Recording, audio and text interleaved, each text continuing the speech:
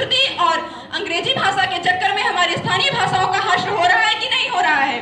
और हिंदी भाषा की मैं बात करूं तो हमारे यहाँ के दिल्ली के पूर्व सीएम केजरीवाल अंग्रेजी में बोलते हैं और अपने यहाँ के यूपी के सीएम योगी आदित्यनाथ हिंदी में बोलते हैं। हाल देख ही रहे हैं अब दोनों राज्यों का।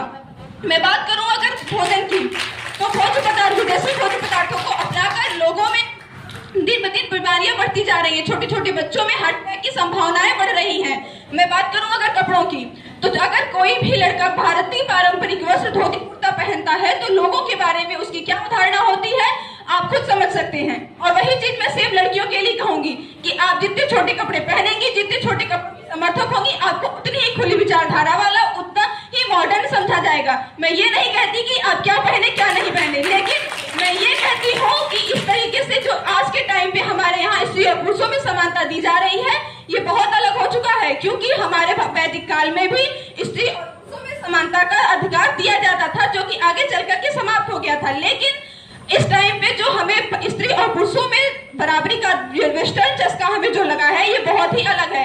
सीधे सीधे कहूँ तो पश्चिमी सभ्यता हमें असभ्यता की ओर ढकेल रही है। नहीं तो आप ही देखिए ना, दिन ब दिन वृद्धाश्रमों की संख्या बढ़ती जा रही है, अनाथ आश्रमों की संख्या बढ़ती जा रही है, वसुधैव कुटुंबकम की भावना कम हो रही है, जिससे आए दिन युद्ध हो रहे हैं। और इतना ही नहीं, जो भारत के लोग पशु पक्षियों से प्रेम करते थे, आज वही भारत के लोग उन्हें अपना भोजन बना रहे हैं। बताइए किसकी देन है? क्योंकि हमारे भारतीय संस्कृति में तो जीव हत्या को पाप बताया जाता था।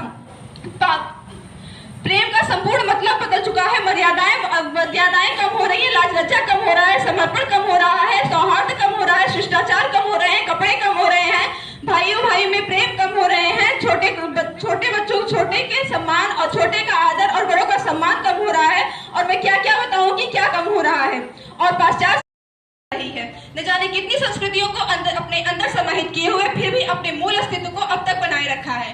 पर सोचने की बात यह है कि जिस तरीके से हमारे अंदर पाश्चात्य संस्कृति को अपनाने की होड़ मची हुई है, इससे हम अपने संस्कृति को कब तक बचा पाएंगे। अब मैं जो कहने जा रही हूँ, हो सकता है कुछ लोग मुझे उससे पिछड़ी सोच, यहाँ तक कि कुछ लोग मुझे गंवार भी कह सकते हैं, पर मुझे जो कहना है वो मैं कहूंगी।